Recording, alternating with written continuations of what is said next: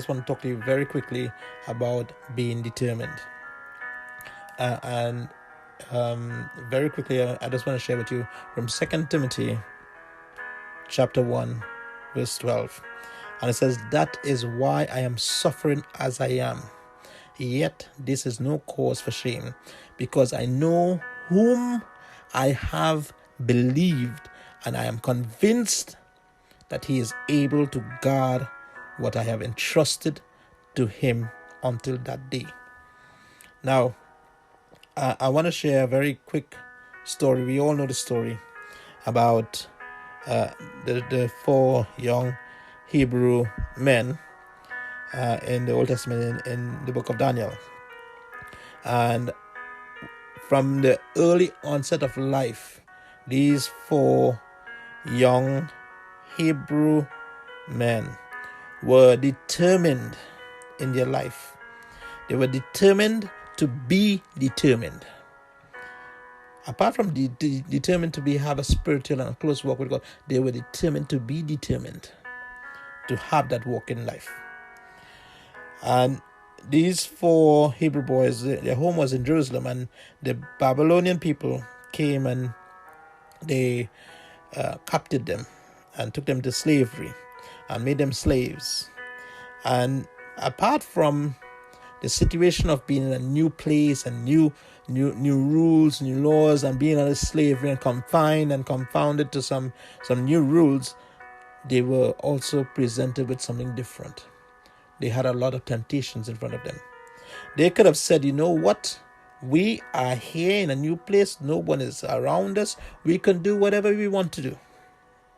That's what they could have said. But they were determined to be determined to stick to what they knew and to have that spiritual walk with God. When they arrived in Babylon after they were captured, the person who was handling them, because in slavery, there is someone who looks over all of these slaves, and they are called a handler. And the person who looks after them and keeps them, they are known as a keeper. The handler told these four men that the rule in Babylon, and from the king itself, was that all of his servants were to eat the meat provided.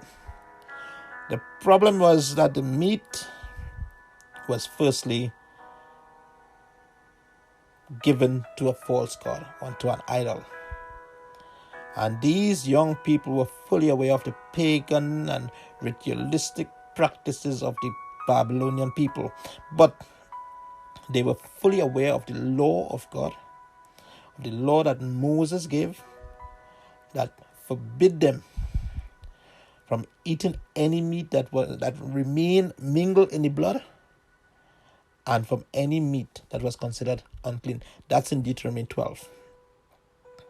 The Babylonian people prepared meat from the altar of their false god. Now, I have seen this beforehand. I know what I'm saying here about the offering your food or your sacrifices to an idol. What they will do is when they finish making their food, they will take a bit of that food and present it to the idol and leave it there. And then they will take out food from that and give to you. There are some places and there are some cultures that actually take one of their stone idols and put it inside of the food when they are cooking it. Be very careful as to where you're eating food from and who you're eating food from. Anyhow, they used these methods and different methods when they were serving the king's food and they're serving the king's meat. These animals were considered unclean, and they allowed the blood of the sacrificed animal to remain in the cooking process of the meal. That is why these four young men refused to eat. These four young men, they had confrontations, they had temptations, they had problems, they had issues, they had a lot of situations when they moved to a new land. But they were determined, committed young men, and they decided that they would obey God in the matter rather than their new earthly master. Remember this, and I want you to remember this carefully. They were neither rude nor self-righteous in their decision. They were simply humbly committed to their decision. They could have gotten a lot of trouble, and they did get into a lot of trouble. But they were neither rude nor self-righteous in their decision. They were simply humbly committed in their decision. And the keeper of these young men, remember I told you there's somebody that looks out for them, and he's known as a keeper. When he realized that they were not eating the meat, he become a bit concerned with their health. And he said, he gave them a challenge, that how he's going to give them 10 days to only eat vegetables. Now, these young men were praying. And in God's divine wisdom, if they refuse to eat the meat, God is going to make a way that they will eat food without having to touch that unclean meat. That is why the handler suggested that he only be given vegetable for 10 days and see and compare what was going to happen to these 4 young men after 10 days. So no matter what your situation is, no matter how it's going through, no matter how it's coming ahead, God has his divine wisdom in play that for some way or the other, it's going to work out the best way.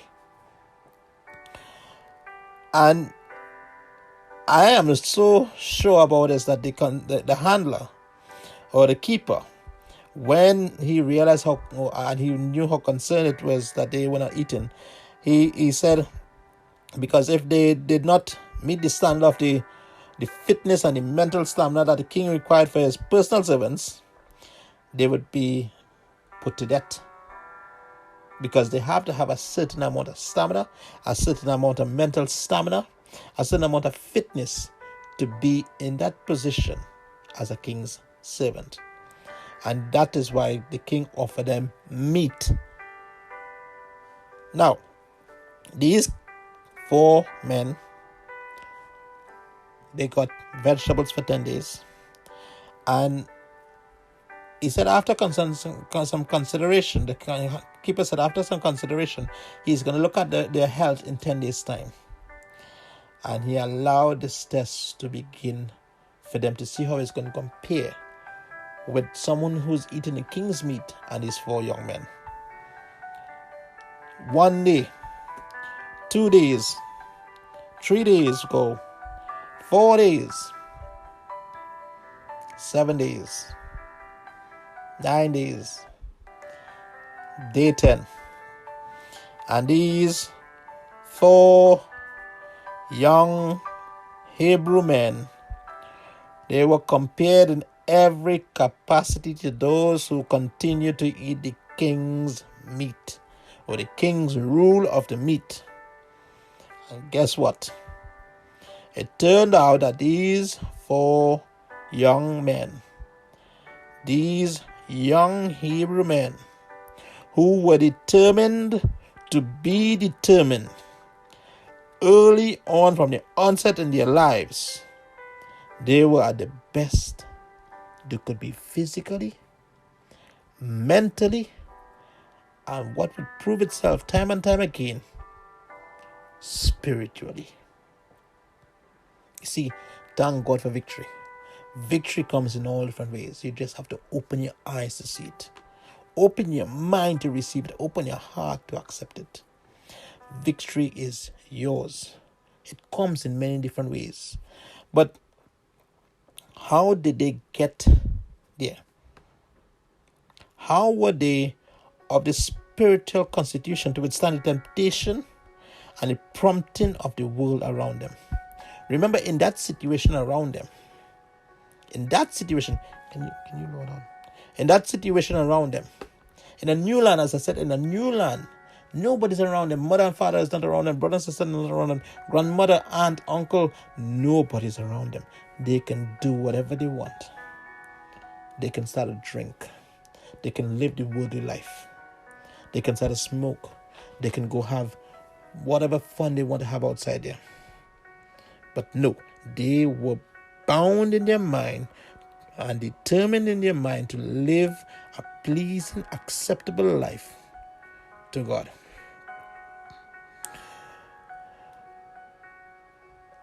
When you go to a new country, and this is me speaking out of experience. When you go to a new country, a lot of temptations presents itself to you. And it presents itself in such a sweet, remarkably wonderful way. You just have to sit and think, is it right? And these 4 young Hebrew men, they decided, you know what? We are going to do what is right in the sight of God. Remember the Babylonian people, they changed these young men, they changed the home. They changed the food and the diet. And you know what they did after? They changed their name. The name of the Hebrew names of these young men were Daniel, which means God is my judge. But they changed it to Belteshazzar. Bel, protect his life. That is the meaning of Belteshazzar. Bel was a Babylonian god. The next name they changed was Hananiah, which means Jehovah is gracious. They changed it to Shadrach, which means the command of the moon god. Another name of a false god. The next one, Michelle, which means who is like God. They changed it to Meshach. Who is like Aku, another of the false god. The other name they changed was Azariah, which means to say Jehovah is my helper, to Abednego, the servant of Nego, another false god. They changed their name to make them be, to put them in a more relaxed, comfortable place, so that they will get their mentality out of where they came from. You see, you can change a person's menu. You can change their outfit. You can change their position as to where they are. You can change where they live. But as long as that person is steadfast and holds strong to the faith of God, nothing is going to move him. The Babylonian people hoped that changing their names would help them to familiarize themselves with the surrounding and make them better Babylonian people. But that wasn't the case. That was far out from what was going to happen to these. We know they decided not to follow that practice. We know that they did not eat the king's food. They did not bow down to the king. They did not bow down to the false god. And what happened?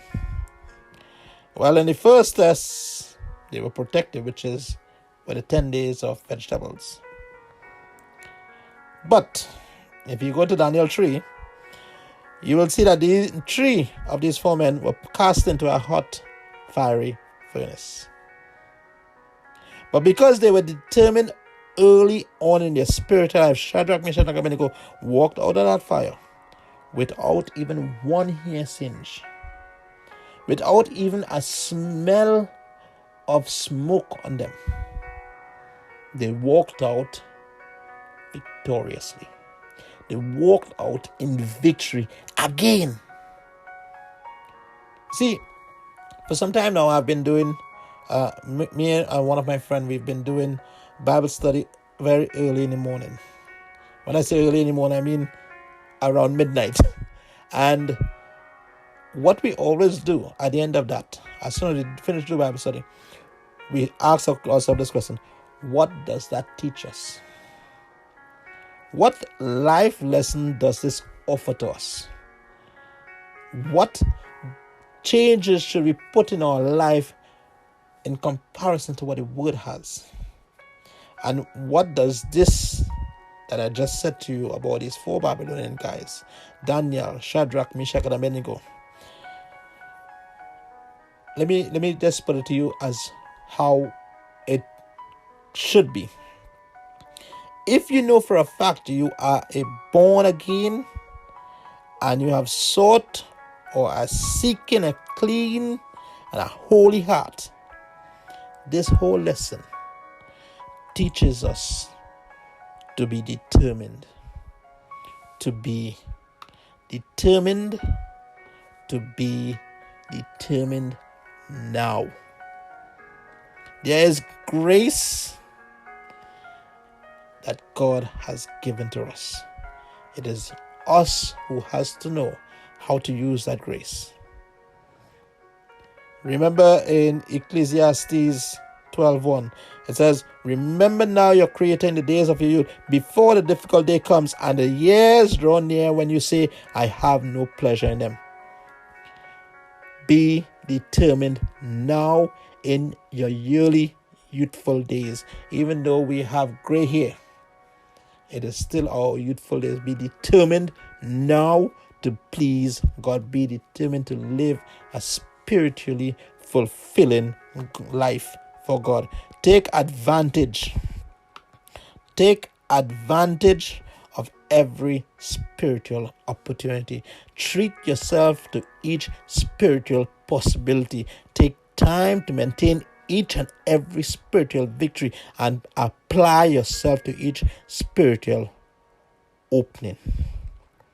When you stand up for what is right, God will make the way right